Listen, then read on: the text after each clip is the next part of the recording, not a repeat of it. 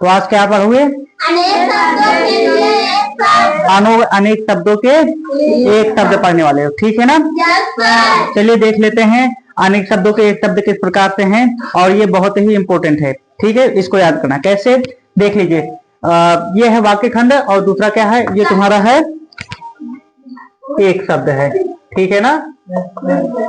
वो तुम्हारा वाक्य खंड है और ये तुम्हारा एक शब्द है, ठीक है? तो जिसके पानी में चक्र है, जिसके पानी में चक्र है उसे चक्र पाणी कहते हैं, ठीक है? पानी मतलब होता है हाथ, पानी मतलब क्या होता है? हाथ। कहने का मतलब ये होता है कि जिसके हाथ में चक्र होता है उसे चक्र पाणी कहते हैं, ठीक है ना? किसके हाथ में चक्र है? भगवान विष्णु के, ठीक है ना? इसलिए जिसके पानी में चक्र है उसे क्या कहते हैं? चक्रपाणी। क्या कहते हैं? तो भगवान विष्णु के पर्यायवाची में चक्रपाणी भी आ जाएगा, समझ रहे हो? उसके बाद आता है जिसके पानी में वज्र है, जिसके पानी में पानी मतलब क्या होता है? हाथ। क्या होता है? हाथ, ठीक है ना? तो जिसके पानी में वज्र है उसे बोलते हैं वज्रपाणी। क्या बोलते हैं? ठीक है। तो वज्र समझते हो किसका हथियार है? वज्र, वज्र है भगवान इंद्र के। किसका? समझ रहे हो कि नहीं? ठीक है। जिसके पानी में वीणा हो, जिसके पानी में पानी मतलब क्या होता है? जोर से बोलो। हाँ, तो पानी मतलब होता है हाथ, और जिसके हाथ में वीणा हो या जिसके पानी में वीणा हो उसे बोलते हैं वीणा पाणी। क्या बोलते हैं? और वीणा पाणी किसे बोलते हैं? सरस्वती को, माता सरस्वती को, ठीक है ना? और जिसकी चार भुजाएं हो, जिसके उसको बोलते हैं चतुर्भुज। क्या बोलते हैं? जिसकी तीन भुजाएं हो उसको बोलते हैं त्रिभुज। क्या बोलते हैं? ठीक है। आगे जिसके 10 आनन हो, आनंद मतलब होता है मुख, आनंद मतलब क्या होता है? मुख। क्या होता है? मतलब जिसके 10 मुख हैं उसे बोलते हैं दशानन। क्या बोलते हैं? और किसके 10 मुख थे? रावण के। किसके? तो रावण को दशानन भी कहा जाता है। समझ रहे हो कि नहीं? ठीक है। आगे देखते हैं जिसके आने की तिथि ना हो, जिसके उसे बोलते हैं अतिथि। क्या बोलते हैं? समझ रहे हो कि नहीं? ठीक है। और जिसके शेखर पर चंद्र है, जिसके शेखर पर उसको क्या बोलते हैं? और किसके शेखर बोले तो सिर क्या होता है? किसके सिर पर चंद्र है? भगवान शिव के। किसके? समझ रहे हो कि नहीं? चलिए आगे देखते हैं जिसके समान द्वितीय ना हो, मतलब जिसके जैसा दूसरा ना हो उसे बोलते हैं अद्वितीय। क्या बोलते हैं? क्या बोलते हैं? ठीक है। ठीक है। जिसके पार देखा ना जा सके, जिसके पार देखा जा सके उसको बोलते हैं पारदर्शक। क्या बोलते हैं? क्या बोलते हैं? जिसके पार देखा जा सकता है उसे बोलते हैं पारदर्शक, और जिसके पार नहीं देखा जा सकता है उसे बोलते हैं अपारदर्शक। क्या बोलते हैं? ठीक है। आगे जिसके हृदय में ममता नहीं है, जिसके हृदय में उसे क्या बोलते हैं? निर्मम। क्या बोलते हैं? जिसके हृदय में ममता नहीं है उसे बोलते हैं निर्मम। क्या बोलते हैं? ठीक है। आगे देख लेते हैं जिसके हृदय में दया नहीं है, जिसके हृदय में उसे क्या बोलते हैं? निर्दय। क्या बोलते हैं? निर्दयी नहीं होता है, निर्दयी निर्दय होता है। क्या होता है? हाँ, नहीं तो बोल पूछ लिया जाए जिसके हृदय में दया नहीं उसे क्या बोलते हैं? बोल दो निर्दयी, गलत हो जाएगा। निर्दयी कोई शब्द नहीं होता। क्या होता है? निर्दय। क्या होता है? ठीक है ना? ठीक है। जिसके हृदय में दया नहीं होता उसे बोलते हैं निर्दय। और जानने की इच्छा रखने वाला, जानने की इसको बोलते हैं जिज्ञासा। क्या बोलते हैं? ठीक है ना? जिसकी ग्रीवा सुंदर हो, ग्रीवा का मतलब होता है गर्दन, ग्रीवा के मतलब जिसकी गर्दन सुंदर हो उसको बोलते हैं सुग्रीव। क्या बोलते हैं? सु मतलब होता है सुंदर, ग्रीवा बोले तो गर्दन। समझ रहे हो कि नहीं? तो जिसकी गर्दन सुंदर हो उसको क्या बोलते हैं? सुग्रीव। ठीक है। आगे देख लेते हैं जो भू को धारण करता है, जो भू मतलब क्या होती है? पृथ्वी। भू मतलब धार मतलब धारण करने वाला, धार मतलब धारण करना। ठीक है ना? तो पृथ्वी को धारण कौन करता है? पहाड़। क्या कहता है? कौन करता है? समझ रहे हो कि नहीं? तो उसको बोलते हैं पहाड़। क्या बोलते हैं? ठीक है। जो भू को धारण करता है उसे बोलते हैं भूधर। क्या बोलते हैं? ठीक है ना? और पृथ्वी के पर्यायवाची में आती है मही। क्या आती है? मही भी आती है नहीं? तो महीधर, महीधर कहा जाएगा तो वो भी किसकी पर्यायवाची होगी? पहाड़ की। किसकी? समझ रहे हो कि नहीं? अच्छा, पृथ्वी भी तो क्या होती है? पृथ्वी की पर्यायवाची अन्य भी है, जैसे भू होता है, धरा होता है, धरणी होता है, धरणीधर भी होती है पहाड़ की पर्यायवाची। ठीक है ना? धरणीधर भी क्या किसकी पर्यायवाची होती है? महीधर किसकी पर्यायवाची होती है? पहाड़ की। कहने का मतलब ये है कि पृथ्वी के पर्यायवाची के आगे अगर धर लगा दिया जाता है तो वो तुम्हारा पहाड़ की पर्यायवाची हो जाएगी। ठीक है? ठीक है, तो आगे, जिसकी ग्रीवा सुंदर हो, जिसकी ग्रीवा सुंदर हो, सुग्रीव, तो जो भू को धारण करता है उसको बोलते हैं भूधर। क्या बोलते हैं? तुम लोगों की आवाज बहुत कम आ रही है। ठीक है, जो भू को धारण करता है उसे क्या कहते हैं? भूधर। ठीक है ना? आगे, जो सब जिसके दो पद हैं, जिसके पद का मतलब होता है पैर। क्या होता है? पैर। जिसके दो पद है उसे क्या कहते हैं? द्विपद। क्या बोलते हैं? द्विपद। क्या बोलते हैं? द्विपद। ठीक है ना? आगे, जो सर्वशक्ति संपन्न है, जो उसे बोलते हैं सर्वशक्तिमान। क्या बोलते हैं? आगे, जिसके चार पद हैं, कितने? कितने? जिसके चार पद हैं उसको बोलते हैं चतुष्पद। क्या बोलते हैं? ठीक है, और जिसके दो पद हैं उसको क्या बोलते हैं? द्विपद। क्या बोलते हैं?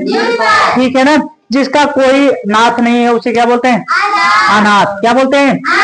अनाथ। मतलब ये है कि जिसका कोई नहीं, जिसका कोई नहीं उसको क्या बोलते हैं? अनाथ। क्या बोलते हैं?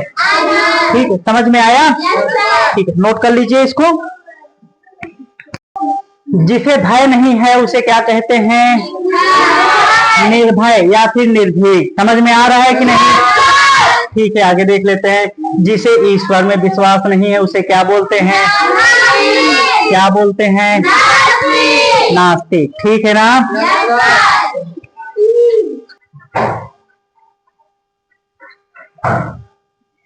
जिसे ईश्वर में विश्वास नहीं उसे क्या बोलते हैं? क्या बोलते हैं? नास्तिक। ठीक है ना? जिसे ईश्वर में विश्वास है उसको आस्तिक बोलते हैं। क्या बोलते हैं? जिसको ईश्वर में विश्वास नहीं है उसको नास्तिक बोलते हैं, और जिसको ईश्वर में विश्वास है उसको आस्तिक बोलते हैं। समझ में आ रहा है कि नहीं? आगे देख लेते हैं। दो बार जन्म लेने वाला, जो दो बार जन्म लेता है उसे क्या बोलते हैं? द्विज। द्विज। क्या बोलते हैं? द्विज। देखिए, दांत भी द्विज होते हैं। दांत, जो दांत होते हैं दो बार जन्म लेते हैं कि नहीं? एक बार जब बच्चे का जन्म होता है तो उसके बाद दांत जन्म लेते हैं, उसके बाद वो दांत उखड़ जाते हैं, उसके बाद फिर दांत जन्म लेते हैं, तो दांतों को भी बोलते हैं क्या बोलते हैं? द्विज। क्या बोलते हैं? समझ रहे हो कि नहीं? ठीक है, जिसका कोई शत्रु नहीं जन्मा है उसे क्या बोलते हैं? अजात शत्रु। क्या बोलते हैं? अजात शत्रु। ठीक है ना? आगे देख लेते हैं। जिसका पति मर गया हो, जिसका पति, उसको क्या बोलते हैं? विधवा। क्या बोलते हैं? विधवा। ठीक है ना? और जिसका पति जीवित है उसको क्या बोलते हैं? सधवा। क्या बोलते हैं? समझ में आ रहा है कि नहीं? ठीक है ना? आगे, अच्छा, जिसकी पत्नी मर गई हो उसको क्या बोलते हैं? विदुर। क्या बोलते हैं? विदुर। ठीक है ना? आगे देख लेते हैं। जिसका जन्म अनु हुआ है, क्या अनु मतलब जिसका जन्म पीछे हुआ है उसको क्या बोलते हैं? अनु। तुम लोगों को पर्यायवाची में और विलोम में बताया गया था कि नहीं? अनु मतलब होता है पीछे। क्या होता है? क्या होता है? जन्म लेना। जो पीछे जन्म लेता है उसको बोलते हैं अनुज। क्या बोलते हैं? और तुम लोग ध्यान से देखो, सुन के बताइए। जिसका जन्म अग्र हुआ है, आगे हुआ है, उसको क्या बोलते हैं? अग्रज। क्या बोलते हैं? ध्यान नहीं दिए लगता है, इसलिए आवाज नहीं निकली थी। जिसका जन्म पीछे हुआ है उसको बोलते हैं अनुज। क्या बोलते हैं? और जिसका जन्म आगे हुआ है उसको क्या बोलते हैं? अग्रज। क्या बोलते हैं? अग्रज। आगे हुआ है या पहले हुआ है? ठीक है, समझ में आ रहा है कि नहीं? ठीक है, आगे ध्यान देना। जिसका निवारण नहीं किया जा सकता, जिसका कोई निवारण नहीं किया जा सकता उसको बोलते हैं अनिवार्य। क्या बोलते हैं? समझ में आ रहा है कि नहीं? कहा जाता है ना कि ये अनिवार्य है। अनिवार्य का मतलब ही होता है कि इसका कोई निवारण नहीं है, करना है तो करना है, निश्चित है। ठीक, समझ में आया? आगे देख लेते हैं। जिसकी उपमा ना हो, जिसकी उपमा ना हो उसको बोलते हैं अनुपम। क्या बोलते हैं? समझ में आ रहा है कि नहीं? उपमा का मतलब ये होता है तुलना करना। क्या होता है? मतलब जिसकी कोई तुलना ना की जा सके, ठीक है ना। तो इसलिए इसका शब्द दिया गया है, जिसकी उपमा ना हो उसको बोलते हैं अनुपम। क्या बोलते हैं? अनुपम, ठीक है। अनुचित बात के लिए आग्रह करना, अनुचित बात के लिए आग्रह करना, तो वहां पर क्या हो जाएगा? दुराग्रह। क्या होता है? दुराग्रह, ठीक है ना। आग्रह का मतलब क्या होता है? आना। आग्रह का मतलब है ना। गांधी जी ने सत्याग्रह चलाई थी। क्या चलाई थी? सत्य। बोले तो सत्य को उन्होंने बुलाया था, बोले सत्य का आगमन किया था, इसलिए उसको बोला गया सत्याग्रह। सत्याग्रह एक आंदोलन का नाम है, ठीक है। समझ में आ रहा है कि नहीं? ठीक है। ये जो कहा ना जा सके, जो उसको बोलते हैं अकथनीय। क्या बोलते हैं? अकथनीय, ठीक है। जिसकी चिंता नहीं हो सकती उसको बोलते हैं अचिंतनीय। क्या बोलते हैं? अचिंतनीय या फिर अचिंत बोलते हैं, ठीक है ना। जो सब कुछ जानता है, जो सब कुछ जानता है उसको बोलते हैं सर्वज्ञ। क्या बोलते हैं? समझ में आ रहा है कि नहीं? ठीक है ना। जो सब कुछ जानता है उसको बोलते हैं सर्वज्ञ। जो कुछ नहीं जानता है उसको क्या बोलते हैं? आज्ञ। क्या बोलते हैं? जो कुछ नहीं जानता उसको बोलते हैं आज्ञ। पूछा जाए आज्ञ का मतलब क्या होता है, तो आज्ञ का मतलब यही होता है कि जिसको कुछ नहीं पता, मतलब जो कुछ नहीं जानता उसको बोलते हैं आज्ञ। क्या बोलते हैं? अगर कोई व्यक्ति है वो कुछ भी नहीं जानता, ये बालक है वो कुछ भी नहीं जानता, तो उसको बोलते हैं आज्ञ। क्या बोलते हैं? ठीक है ना। तो जो सब कुछ जानता है उसको बोलते हैं सर्वज्ञ। क्या बोलते हैं?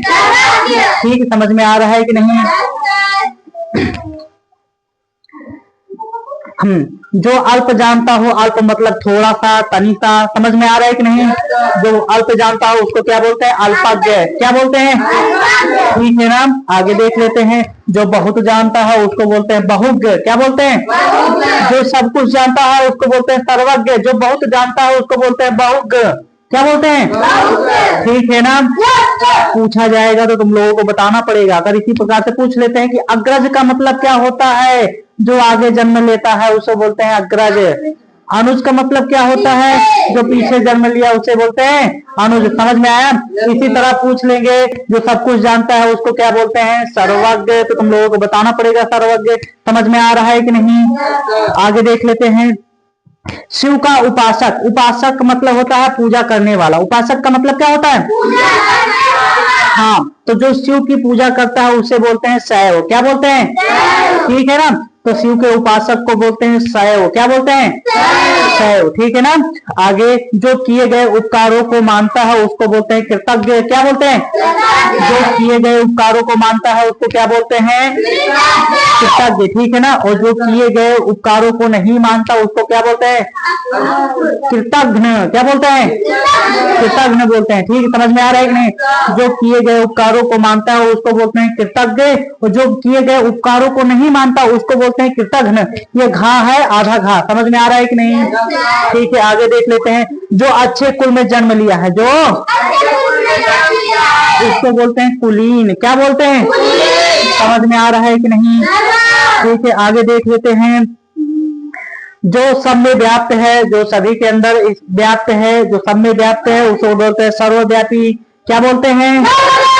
ठीक है ना। आगे देख लेते हैं। जो बहुत बोलता है, जो उसको बोलते हैं वाचाल। क्या बोलते हैं? समझ में आया कि नहीं? ठीक है। आप लोगों के लिए ये है कि अगर हमारा वीडियो समझ में आया है और ठीक लगा है तो इसे लाइक और शेयर करना है। धन्यवाद।